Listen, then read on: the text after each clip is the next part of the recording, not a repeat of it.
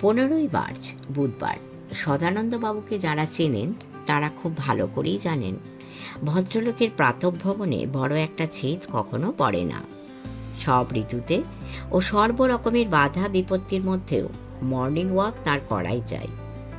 সূর্যোদয়ের অনেক আগেই তিনি শয্যা ত্যাগ করেন। তারপর চোখ মুখ ধুয়ে ও 1 কাপ চা সেবন করে হাতে একটা কুকুর তাড়ানো খেঁটে লাঠি নিয়ে বেরিয়ে পড়েন রাস্তায়। কলকাতায় থাকলে গোল দেখিতে গিয়ে গুনে গুনে 9টি বাদ দেন, কেননা তাতে নাকি ঠিক 3 মাইল হাঁটা হয়।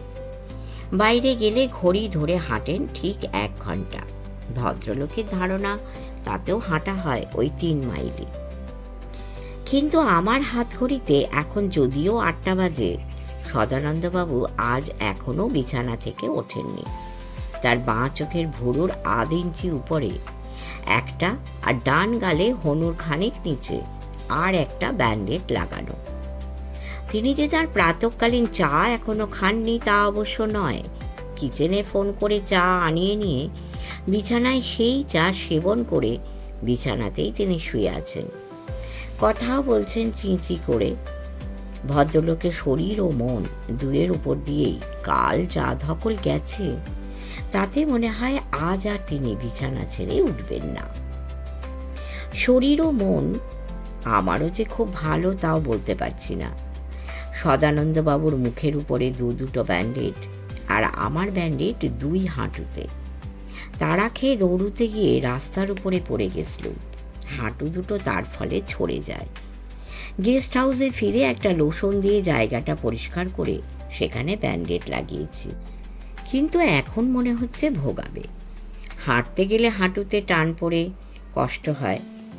তবু তারই মধ্যে খুঁড়িয়ে খুঁড়িয়ে বাথরুমে গিয়ে মুখ চোখ ধুয়েছি, দাড়ি কামিয়েছি। একটু আগে বারান্দা থেকে একটু ঘুরেও এলুম। এই অবস্থায় ভাদুরী মশাইয়ের ঘরেও একবার উঁকি মারি। খুঁড়িয়ে খুঁড়িয়ে হাঁটছি দেখে তিনি বললেন, এই অবস্থায় আর কষ্ট করে একতলা ডাইনিং হলে যাবার দরকার নেই। কিচেনে ফোন করে বলে দিন যে ব্রেকফাস্ট আপনাদের ঘরে যেন দিয়ে যায়। আমাকেও তখন আপনাদের ঘরে ডেকে নেবেন। কথা শুনে চলে আসছি, তখন ফের পিছন থেকে ডেকে বললেন, রাস্তায় পড়ে গিয়ে কেটেছে, একটা অ্যান্টি টিটানাস ইঞ্জেকশন নিলে ভালো হয়। চলুন, কাছেই একটা ডাক্তারখানা রয়েছে, ব্রেকফাস্টের পর সেখানে গিয়ে ওটা নিয়ে নেবেন। কিন্তু একটা কথা বলুন দেখি, আমি নিষেধ করা সত্ত্বেও গাড়ি থেকে লাফিয়ে নেমে আপনারা ওভাবে দৌড়ুতে গেলেন কেন? কেন যে দৌড় লাগিয়েছিলুম সে আমি খুব ভালোই জানি। রাস্তার সমস্ত আলো যদি হঠাৎই একসঙ্গে নিভে যায়, আর দুমদাম এদিকে ওদিকে বোমা ফাটি গোটা কয়েক, আর তারই মধ্যে কেউ বিকট গলায় চেঁচিয়ে ওঠে, মারো সালেকো, তাহলে দৌড় না লাগিয়ে উপায় থাকে? আবার বলি, দৌড় লাগাবার কারণটা আমি খুব ভালোই জানি। শুধু জানি না যে ভাদুরী মশাই বারবার নিষেধ করা সত্ত্বেও কাল রাত্রিরে আমি আর সদানন্দবাবু তার সঙ্গ নিয়েছিলুম কেন। ভাদুরী মশাই আর সুরিন্দরকে নিয়ে দিল্লি পুলিশের 2 অফিসার অমরিক সিং আর শেখর চৌহান যে ওখলার সেই ধাবায় গিয়ে হানা দেবেন পরশু বিকেলে, তা জানা সত্ত্বেও কাল দুপুর পর্যন্ত ভাদুরী মশাই আমাদের ঘুণাক্ষরেও জানাননি যে ব্যাপারটা কাল রাত্রিরেই ঘটবে। সেটা জানলুম কাল ডাইনিং হলে দুপুরের খাওয়া শেষ করে চেয়ার ছেড়ে উঠে দাঁড়াবার পর। তাও যে তিনি নিজের থেকে জানালেন তা নয়। ডাইনিং হল থেকে বেরিয়ে আসছি, এমন সময় বেয়ারাটি এসে জিজ্ঞেস করে যে রাতে আমরা কি খাবো। তাতে ভাদুরী মশাই বলেন, রোজ রাত্রিরে যা খাচ্ছি তাই খাবো, তবে 3টের বদলে মিল হবে 2টো। শুনে আমি বলি, 2টো কেন? আপনার কি কোথাও নিমন্ত্রণ আছে নাকি? ভাদুরী মশাই সঙ্গে সঙ্গে কোনো উত্তর দিলেন না। বললেন, চলুন উপরে যাওয়া যাক। শুনে আমার সন্দেহ হয় একটা কোনো ব্যাপার তিনি গোপন করে যাচ্ছেন। সন্দেহ অবশ্য পরশু রাত্রির থেকেই হচ্ছিল। প্রথমত অমরিক সিং সেই যে কনফারেন্স রুম থেকে তাকে নিয়ে গোপনে কিসব কথা বলতে বেরিয়ে গিয়েছিলেন, তারপর থেকেই দেখছিলুম যে ভাদুরী মশাই যেন আমাদের একটু এড়িয়ে এড়িয়ে চলছেন। অমৃত সিং তার ঘর থেকে বেরিয়ে গেস্ট হাউস ছেড়ে চলে যাবার পরেও তিনি দরজা বন্ধ করে ঘরের মধ্যেই বসে রইলেন। রাত 10টা নাগাদ তার ঘরের দরজায় টোকা মেরে আমি জিজ্ঞেস করেছিলাম খাবার জন্য সবাই এবারে নিচে নামবো কিনা। তাতে তিনি দরজা না খুলে ভিতর থেকেই বলেন যে আমরা যেন খেয়ে নিই, তাঁর খাবার তিনি ঘরেই আনিয়ে নেবেন। রাত 12টা নাগাদ সদানন্দবাবু একবার ঘর থেকে নিঃশব্দে বেরিয়ে গিয়ে তাঁর দরজার পাল্লায় কান রেখেছিলেন। ফিরে এসে বললেন, ঘুমাননি, মনে হলো যেন কারোর সঙ্গে কথা বলছেন, অথচ ঘরে তো উনি একা। আমি বললুম, তাহলে নিশ্চয়ই টেলিফোনে কথা বলছেন, কিছু বুঝতে পারা গেল?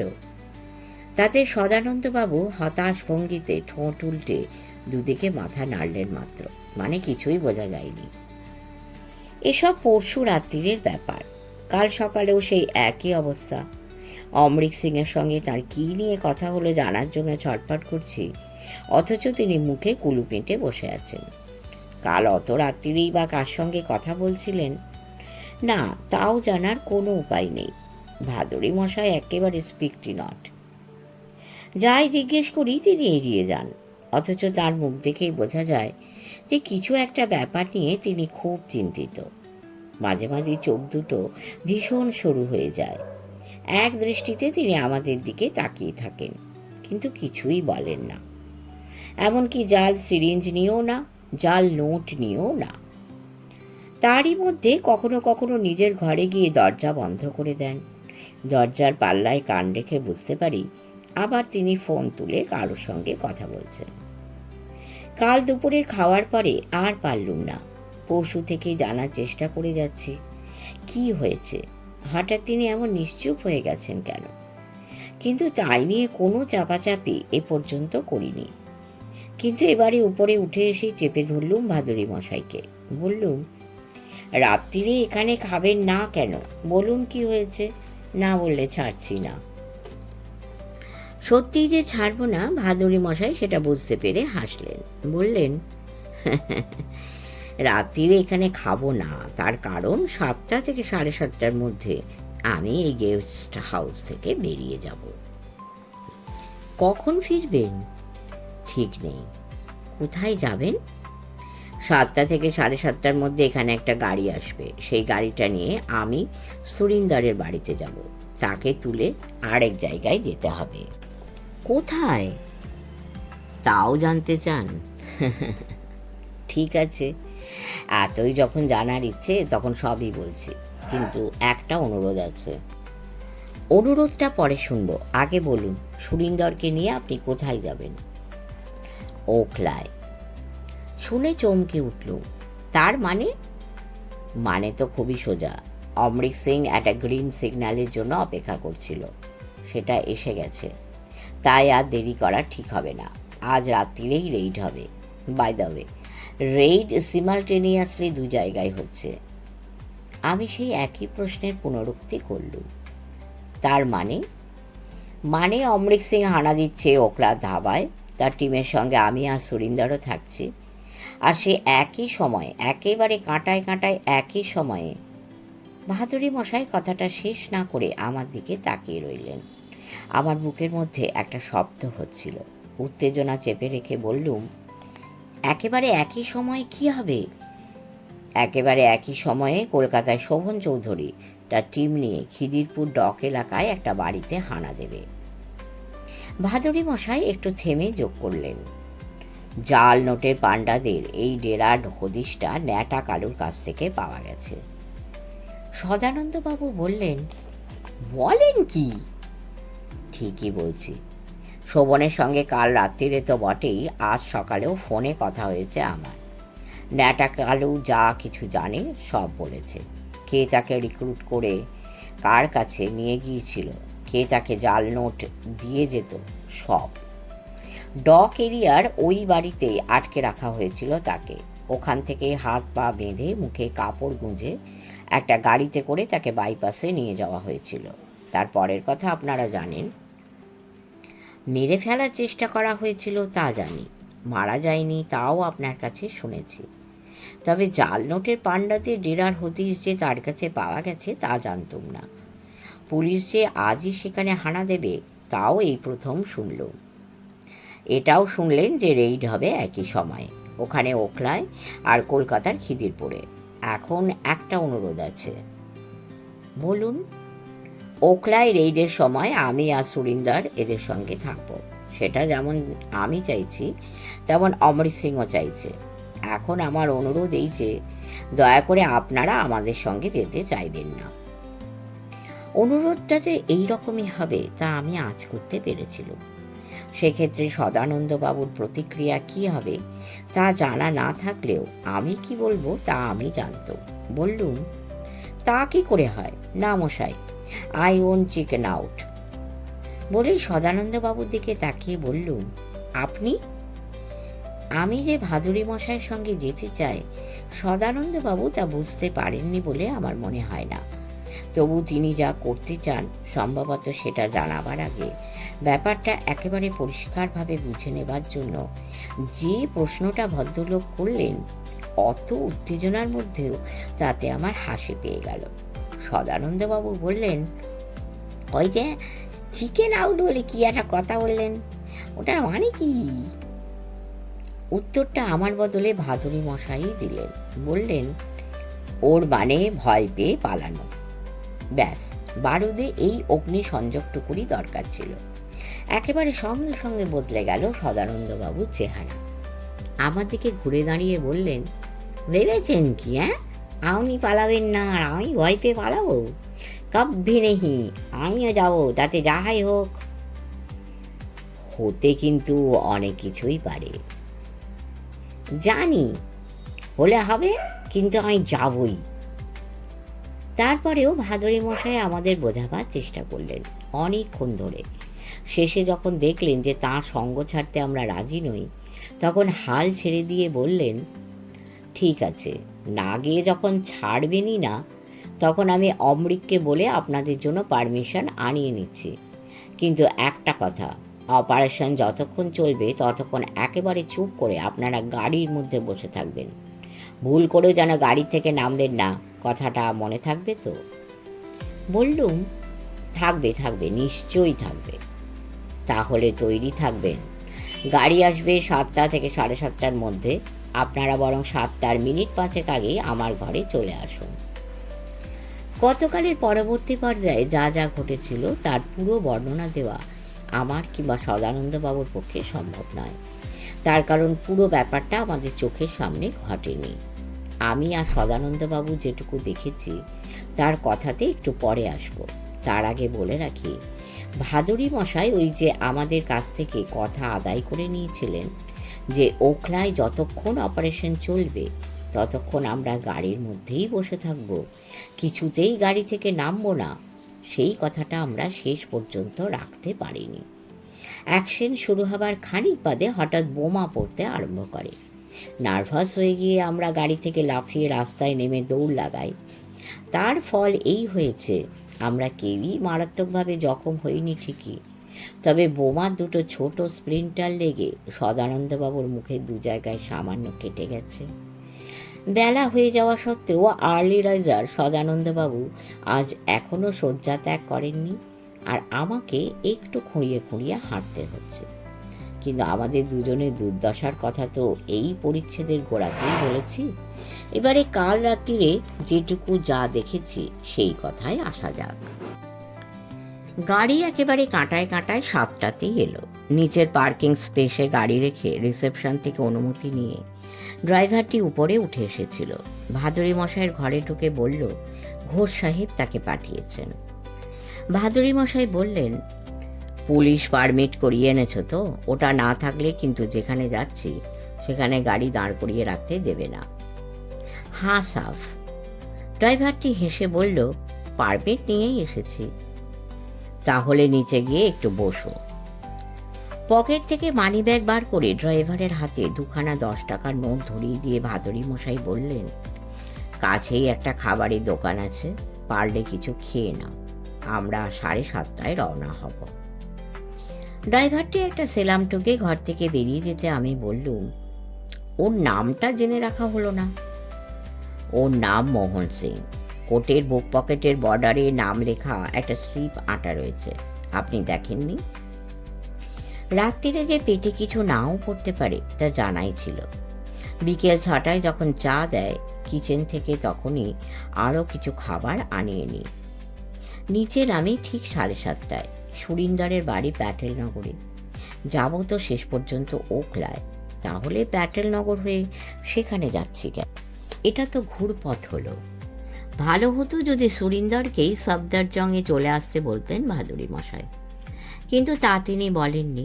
কেন বলেননি তা জানি না। হয়তো তিনি আশঙ্কা করেছেন যে আমাদের গতিবিধির উপরে নজর রাখা হচ্ছে। যারা নজর রাখছে এটা কি তাদের ধোঁকা দেবার জন্যে? কিছু জানি না, জানার কোনো উপায়ও নেই। গাড়িতে ওঠার আগে ভাদুড়ি মশাই এটাও আমাদের দিয়ে কবুল করিয়ে নিয়েছেন যে পথে আমরা কোনো প্রশ্ন করব না। প্যাটেলনগরে পৌঁছতে পৌঁছতে 8:30 বাজল। শুনেছিলুম সুরিন্দর এখানে একটা ফ্ল্যাট বাড়ির 3 তলায় পাশাপাশি 2টো ফ্ল্যাট নিয়ে থাকে। একটা ফ্ল্যাটে তার সংসার, অন্যটাই তার অফিস। চারু ভাদুড়ি ইনভেস্টিগেশনসের দিল্লি ব্রাঞ্চের কাজকর্ম চলে সেখান থেকেই। সুরিন্দরই তার চার্জে রয়েছে। কিন্তু মোহন যে বাড়িটার সামনে গাড়ি থামালো সেটা আদৌ কোনো ফ্ল্যাট বাড়ি নয়, স্রেফ একতলা একটা বিশাল দোকানঘর। দোকানের সামনে লোহার শাটার ফেলা, তবে সাইনবোর্ড থেকে বোঝা যাচ্ছে এখানে মোটর গাড়ির স্পেয়ার পার্টস বিক্রি করা হয়। দোকানঘরের পাশে একটা সরু অন্ধকার প্যাসেজ। আমাদের একটু অপেক্ষা করতে বলে গাড়ি থেকে নেমে ভাদুড়ি মশাই সেই প্যাসেজের মধ্যে ঢুকে গেলেন। মিনিট 5 বাদে দেখলুম সুরিন্দরকে নিয়ে তিনি বেরিয়ে আসছেন, দুজনের হাতে 2টো ঝোলা। ভাদুড়ি মশাই বসেছিলেন ড্রাইভারের বাঁ পাশের সিটে। সামনে দরজা দিয়ে তিনি সেখানেই ফের উঠে পড়লেন। সুরিন্দর উঠলেন পিছনের দরজা দিয়ে। পিছনের সিটে আমাদের পাশে বসে ঝোলা থেকে 2টো প্যাকেট বার করে আমাদের দুজনের হাতে ধরিয়ে দিয়ে তিনি বললেন, যা সাম স্ন্যাক্স, ভোক লাগলে খেয়ে নিবেন। ঝোলার মধ্যে আর কি আছে তা আমরা জিজ্ঞেস করলুম না। এসব কথা যত কম জিজ্ঞেস করা যায় ততই ভালো। গাড়ি আবার ছুটল। আমি আর সদানন্দবাবু একেবারে নিঃশব্দে বসে রইলুম। ওখলায় যখন পৌঁছলুম আমার রেডিয়াম লাগানো হাত ঘড়িতে তখন 10টা বেজে গেছে। যার নির্দেশে গাড়ি থামাতে হলো, প্লেন ড্রেসে থাকায় তার পরিচয় জানার উপায় নেই। তবে কথা বলার ধরন দেখে আন্দাজ করলুম খুব উঁচু দরের না হলেও ইনি পুলিশের একজন ছোটোখাটো অফিসারই হবেন।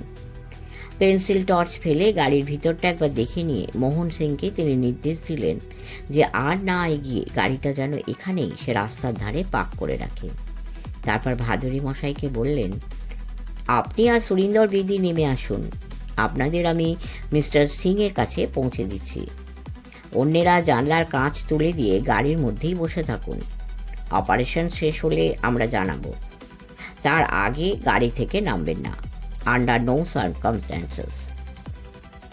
ভাদুড়ি মশাই যেন তৈরি হয়েই ছিলেন। সুরিন্দরকে নিয়ে তিনি গাড়ি থেকে নেমে গেলেন। লক্ষ্য করলুম তারা দুজনেই নামলেন একেবারে খালি হাতে। তাদের ঝোলা দুটি গাড়িতেই পড়ে রইল। তবে নামার আগে সুরিন্দর তার ঝোলা থেকে যে বস্তুটি বার করে কোমরের বেল্টে গুঁজে নিয়েছে সেটা আমি চিনি, একটা রিভলভার। ধরেই নেওয়া যায় যে ভাদুড়ি মশাই নিতান্ত নিরস্ত্র অবস্থায় গাড়ি থেকে নামেননি। একটু বাদেই ওরা অন্ধকারে মিলিয়ে গেলেন। হাত ঘড়ির দিকে তাকালুম, রাত এখন 10টা 20। এই সময়েও পুরনো দিল্লির রাস্তাঘাটে প্রচুর লোক চলাচল করে। যেমন বড় রাস্তায় তেমনি ছোটোখাটো গলিতেও খোলা থাকে বেশ কিছু খাবারের দোকান, টাঙ্গা আর অটো চলে।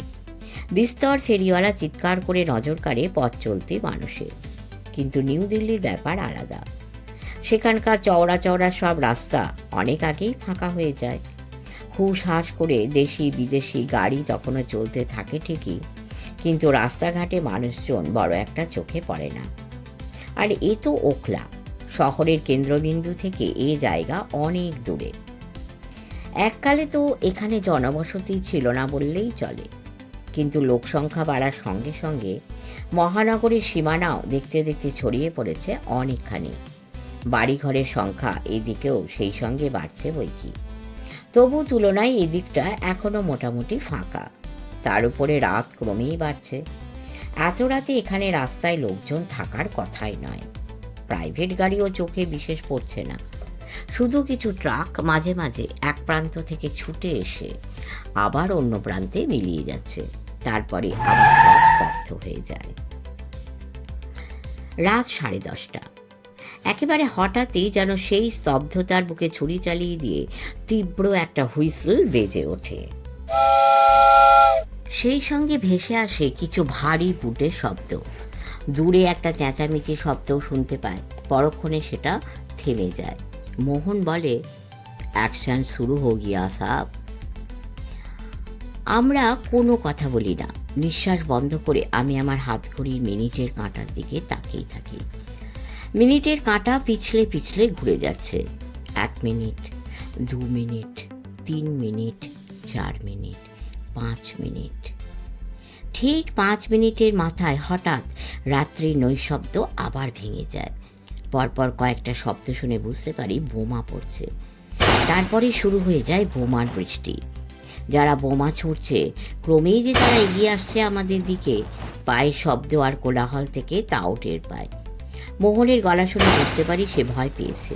কাঁপা কাঁপা গলায় সে বলে, अगर आप चाहे तो यहाँ बैठ सकते हैं, पर हम चले जाएंगे। বলে সে আর এক মুহূর্ত দেরি করে না, গাড়ির দরজা খুলে রাস্তায় নেমে ছুটতে থাকে। বাহাদুরি মশাই বলে দিয়েছিলেন, তার উপরে এখানকার পুলিশ অফিসারটিও স্পষ্ট করে বলেছেন যে কোনো অবস্থাতেই যেন আমরা গাড়ি থেকে না নামি। কিন্তু সেই কথা তখন আর মনে থাকে না। মোহনকে পালাতে দেখে আমরাও গাড়ি থেকে নেমে পড়ি। আর ঠিক তখনই নিভে যায় রাস্তার সমস্ত আলো। অন্ধকারের মধ্যে দিক বেতি জ্ঞান শূন্য হয়ে আমরা ছুটতে থাকি। ছুটতে ছুটতে হঠাৎ হোঁচট খেয়ে পড়ে যাই আমি। হাঁটুতে প্রচণ্ড লাগে। মনে হয় আমি আর উঠে দাঁড়াতে পারবো না। কাছেই বোমা ফাটে একটা। সদানন্দবাবু, মা গো বলে চেঁচিয়ে উঠেই আমার পাশে বসে পড়েন। আমার মনে হয় আজই আমাদের শেষ দিন। ঠিক সেই মুহূর্তে অদ্ভুত একটা ঘটনা ঘটে। পিছন থেকে ছুটতে ছুটতে একটা লোক আমাদের পাশে এসে দাঁড়িয়ে পড়ে। তারপর যেন দুটো ন্যাকড়ার পুতুল কুড়িয়ে নিচ্ছে, এইভাবে রাস্তা থেকে আমাদের দুজনকে দু কাঁধে তুলে নিয়ে ফের ছুট লাগায়। ছুটতে ছুটতে ঢুকে পড়ে বড় রাস্তার পাশের একটা অন্ধকার গলিতে। সেখানে আরও খানিকটা এগিয়ে একটা মাঠ কোঠার মতো দোতলা বাড়ির একতলা দরজায় ধাক্কা মারতেই দরজা খুলে যায়। মনে হয় বাড়িতে কেউ নেই। লোকটাও সম্ভবত তা বুঝতে পেরেছিল, কিন্তু সে আর দেরি করে না। দরজা খুলে দিতেই আমাদের ভিতরে ঢুকিয়ে দেয়। তারপরে আর অপেক্ষা না করে যেরকম ছুটতে ছুটতে এসেছিল সেভাবেই আবার ছুটতে ছুটতে ফিরে যায় বড় রাস্তার দিকে। আমাদের বোধ বুদ্ধি একেবারে তালগোল পাকিয়ে গেছিল। পরপর যা সব কাণ্ড ঘটল তাতে সেটা কিছু অস্বাভাবিকও নয়। কোনো কিছুই মাথায় ঢুকছিল না আমাদের। কে এই লোকটা? দিল্লি পুলিশেরই কোনো কনস্টেবল কি হাবিলদার, নাকি শত্রুপক্ষের কোনো লোক? কিছুই বোঝার উপায় নেই। শুধু এইটুকু বুঝতে পেরেছিলাম যে লোকটা অসম্ভব শক্তিশালী। তা নইলে সে রাস্তা থেকে একই সঙ্গে দুটো লোককে এইভাবে কাঁধে তুলে এরকম ছুটতে ছুটতে এখানে নিয়ে এলো কি করে? এখানে আমাদের ঢুকিয়েই বা দিল কোথায়? আলো নেই, হাঁটুতে প্রচণ্ড ব্যথা। তবু কষ্ট করে উঠে দাঁড়িয়ে দেওয়ালে হাত বুলোতে লাগলো। যদি একটা সুইচ খুঁজে পাওয়া যায়। পাওয়া গেল না। জানলা থাকলে দেওয়ালে হাত বুলিয়ে সেটা বোঝা যেত। না, তাও নেই। তবে এখন শুক্লপক্ষ, তিথিটা নবমী। সম্ভবত সে কারণেই ঘরের মধ্যে খুব সামান্য একটু আলো এসে পড়েছে। কোন পথে সেটা আসছে উপরে তাকিয়ে সেটা বোঝা গেল। একটা ঘুলঘুলি। অন্ধকারটা চোখে একটু সয়ে আসার পরে বোঝা গেল এটা একটা অন্ধ কুঠুরির মতো জায়গা। এই কুঠুরিতে একটা দরজা ছাড়া বড় বড় দুটো বাক্স আছে। আর আছে একদিকে স্ট্যাক করে রাখা ট্যাবলয়েড সাইজের, মানে ছোট মাপের খবরের কাগজের সাইজের কিছু কাগজ। তাছাড়া আর কিছুই নেই এখানে। দরজায় খিল এঁটে দিল। এখন দেখা যাক কি হয়। সদানন্দবাবু জ্ঞান হারাননি, তবে বেদম ভয় পেয়ে গিয়েছিলেন। খুবই স্বাভাবিক। কুঠুরির এক কোণে দেওয়ালে ঠেস দিয়ে তিনি ঝিম মেরে বসে আছেন। সেখান থেকে নিস্তেজ গলায় বললেন, আমি বোধহয় আর বাঁচবো না কিরণবাবু, আপনারা আমার উইডোকে একটু দেখবেন। আমি বললুম, ও কি কথা, অপারেশন যদি সাকসেসফুল হয় তাহলে আমরা ওদের খুঁজতে বেরোবো ঠিকই, আর খুঁজতে খুঁজতে এখানে নিশ্চয়ই এসেও যাবে। কিন্তু আপনার কি খুবই লেগেছে? মুখে লেগেছে, মুখ রক্তে ভেসে যাচ্ছে। মুখে হাত বুলিয়ে জিভে আঙুল ঠেকিয়ে তিনি দেখলেন, এই নোনা নোনা, তার মানে রক্ত। হাতটা চটচট করছে, একটা রুমাল দিতে পারেন? আপনার রুমাল কি হলো? গাড়িতে ফেলে এসেছি, নয়তো পথে কোথাও পড়ে গেছে। কি করি বলুন তো? আমি সাধারণত দুটো রুমাল নিয়ে বেরোই, কিন্তু সে দুটোই এখন আমার দুই হাঁটুতে বাঁধা, তাতেও রক্ত লেগে আছে। তাদের অন্যের মুখ মোছার কথা ভাবাই যায় না। একটু ভেবে বললুম, দাঁড়ান, এক কাজ করা যাক।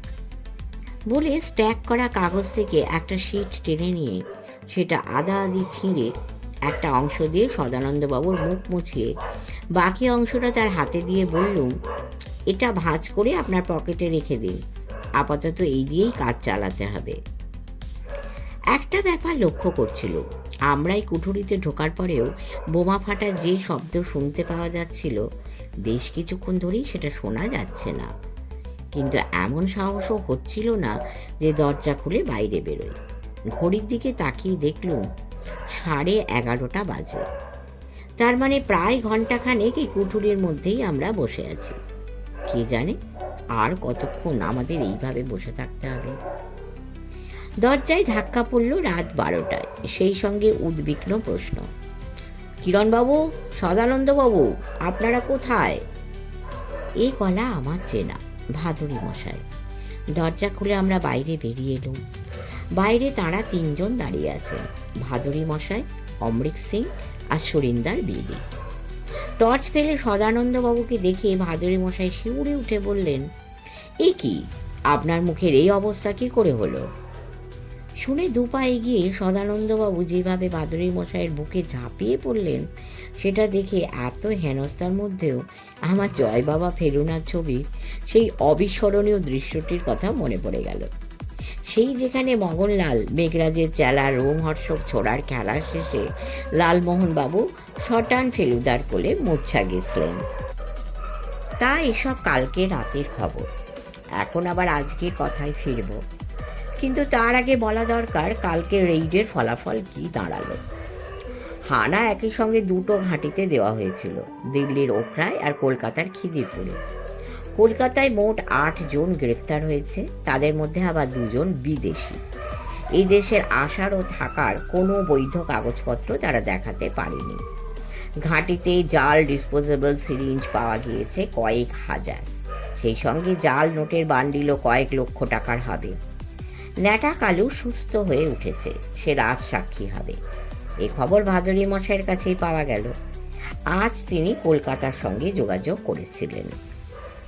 ওখানকার খবর কাল রাতে ওখলা থেকে ফিরতি পথেই পেয়েছি। ধাবা ও তার 2 ধারের পার্কিং লট ও টেলিফোন বুথ থেকে গুরমিত সিং সোধি সহ মোট 15 জন গ্রেপ্তার হয়েছে, তাদের মধ্যে 3 জন বিদেশি।